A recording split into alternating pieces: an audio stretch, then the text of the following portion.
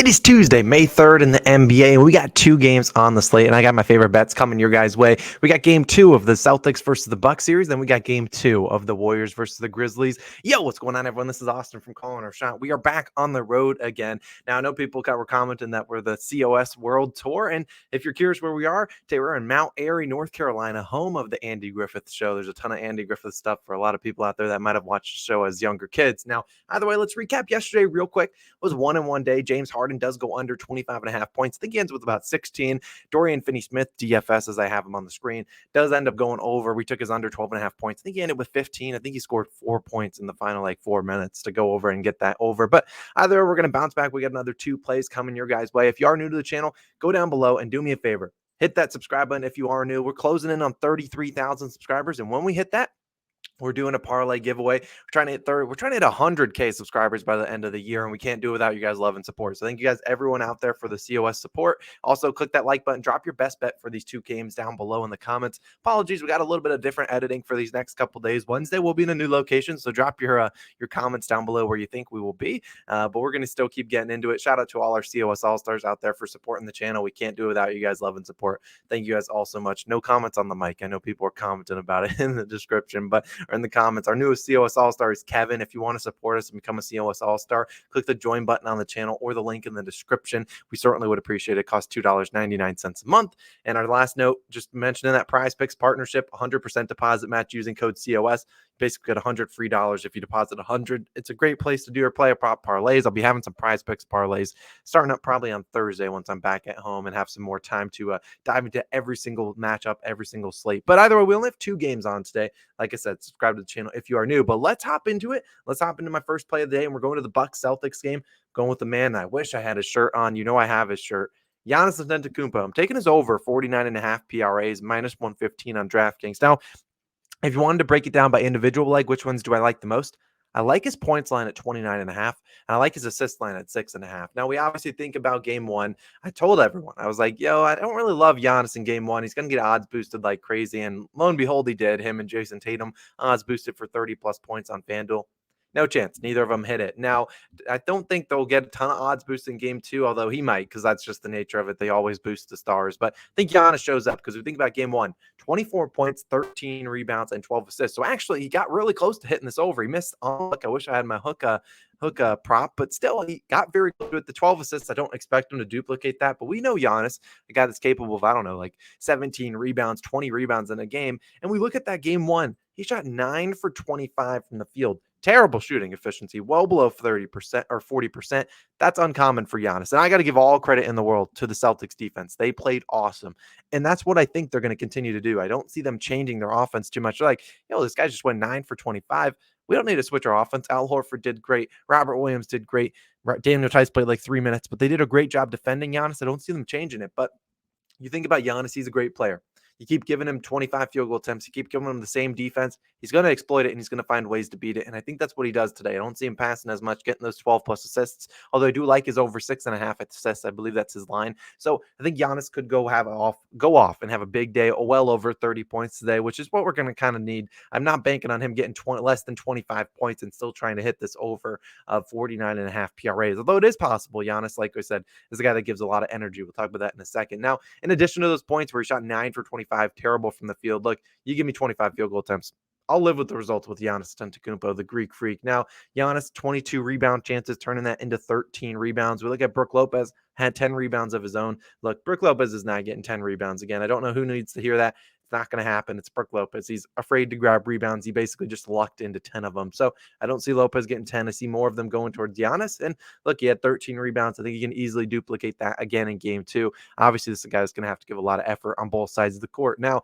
Giannis also had 17 assist chances, most on the team. Like I said, he turned those into 12 assists. And while I don't expect him to necessarily have 17 assist chances again in game 2, I do expect him to have, close to 12, 15 assist chances, probably getting us, anywhere from 5 to 8 assists. That's where I kind of project him to get. I'm perfectly fine with that. His line is 6.5. So they're not juiced him up to 8.5. We're asking him for 9 or 10 assists to make it value on the PRA. We're asking for 6, 7 assists, and that will be just good enough for that assist leg in the PRA line. Now, we also think about Giannis in game one. Struggled with foul trouble. In the third quarter, he had to leave with like 3 or 4 minutes left. That's when we saw Drew Holiday kind of pick it up. And I expect the Celtics defense to just try to take away Drew Holiday. They don't want Drew Holiday scoring 25 points a game.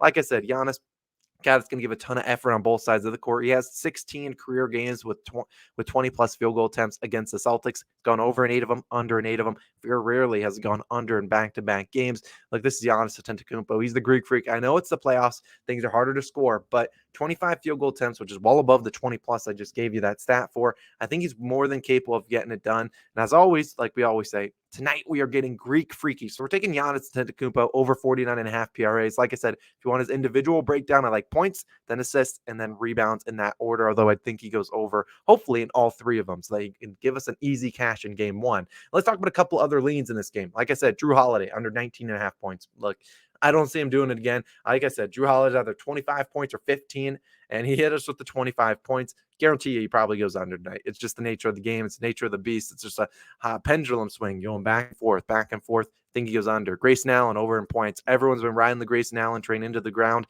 Hit 11 points in game 1. Did hit a lot of key open shots. I feel like you might be jumping onto this train a little bit late. That's why I haven't been giving out Grayson Allen props, just the lean, but I like him to get a couple more open shots again today and probably knock him down. Played pretty good defense in game 1. And then Al Horford over 10.5 points. I don't know who said his over in the game 1 in the comment section, but I appreciate whoever said it. Look, he attempted 9 3-point attempts. And while I doubt he attempts 9 again, should be able to knock him down. I think maybe 4 threes. So consider his over in threes as well. Probably the line's 1.5. But it's Al Horford. He's going to shoot a lot. He's going to be relied on for defense against Giannis. And so I don't mind that at all. Now let's move to the second game. We have the Grizzlies versus the Warriors. Warriors up 1-0. They won, 117 to 116. Very weird game. Basically, everyone in the starting lineup for the Warriors went under. Jordan Poole carried them with almost a 1-point triple-double. I think 8 rebounds, 9 assists. Draymond Green gets ejected. On the other side of the court, we had John Morant and Jaren Jackson Jr. going off. But one guy that went under, Dylan Brooks, and we're taking his under 23.5 PRAs today, minus 120 on DraftKings. Now, we think about Dylan Brooks. This is a guy that is he's quite suspect. And we think about him in game 1. He had 8 points, 2 rebounds, and 3 assists, 13 PRAs, and 5 personal fouls. He only played 30 minutes overall in that game, and there's a reason he struggled with fouling. That's a common thing for him because he's going to be asked to guard Stephen Curry. And look, Stephen Curry is a great guy drawing some fouls. We've seen Dylan Brooks struggle with fouls in a lot of the matchups against Steph. And we look at his 6 career matchups against Stephen Curry. Here's his PRA line. His PRA numbers: 13, 16, 26, 27, and 13 PRAs. He played 24 plus minutes in all 6 of them. So I'm not just giving you games that he played like 3 minutes and counting them towards our stats. He played a lot of minutes in a lot of these games, and he's going to play a good amount of minutes today, probably 25 to 35 minutes if he can stay out of foul trouble. The one game he hit is over, 26 PRAs. He had 6 assists in that game. I don't see that happening again. This is not a guy that passes a ton. Now, if we look at the Warriors, one of the best teams at limiting PRAs to opposing shooting guards and small forwards. Now we look at it. Warriors allowed the 4th fewest points per game and 2nd fewest rebounds per game to shooting guards this season. Look, that's basically Dylan Brooks' position. If you want to say, no, Desmond Bane's the shooting guard, fine, move him to small forward. And that's where they allowed the 3rd fewest points per game and the fewest assists per game to small forwards this season. Look, I don't see him getting a ton of PRAs, don't see him getting a lot of rebounds and assists, having to go out and guard Stephen Curry. So already that's kind of in the groove. I don't see them putting him on Jordan Poole. They're going to keep that Stephen Curry a matchup probably there because that's who he's always been used to guarding. And we think about the Warriors, like we talked about, they weren't double teaming Morant much in game 1. Like the Timberwolves double teamed him a ton in the first round. That's going to leave the less open shots for Brooks. We did see in that Minnesota series in round 1, he did still go under this line and over this line in 3 of the games, splitting it very down the middle. But I still don't see him getting it done. Asking him to get 23.5 PRAs, probably asking for a lot more points than it is rebounds and assists. So if you need an individual line, I'd lean his under in just points alone. But I'll be taking the under in PRAs because I don't see him getting a ton of rebounds and assists today. I think his RA line is probably like 4.5 or 5.5. So there's a reason behind that. So those are my 2 plays of the day. Let's talk about a couple other leans, and then we'll talk about my leans for each of these games overall. Talk about Desmond Bane. Lean is under 18.5 points for every single reason I just said for Dylan Brooks. The applies to Desmond Bane. We saw him struggle in game 1. What do you have, like 10 points? Like, I think he's going to struggle again. I think he shot 3 for 10 from the field. He is a good player. He'll bounce back, but the moral of the story, he's not going to get a lot of open shots. And like I said, I just gave you all those stats for the Warriors giving up the fourth fewest points per game and third fewest points per game to shooting guards and small forwards. It's going to be tough for Desmond Bane. I think John Morant and Jaren Jackson Jr. are going to have to carry the show. They're going to need some other guys to step up off the bench like DeAnthony Melton or someone along those lines. Jordan Poole over in points. Just talked about it. He had 31 points in game one. Awfully suspicious. He doesn't have a line right now.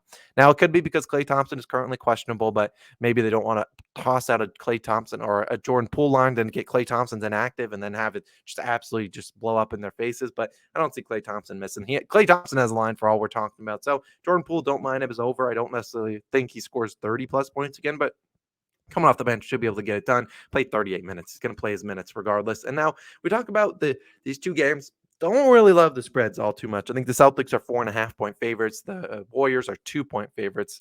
I lean the unders in both games, though. We think about the under in the Milwaukee Bucks Boston Celtics game. That hit easily. We didn't have to worry about it. I think it was like 100-91 or something. Didn't get even close. So I think they go at two great defensive teams. I don't see a lot of scoring happening again. Like the under in the Memphis Grizzlies versus Warriors game, 227.5.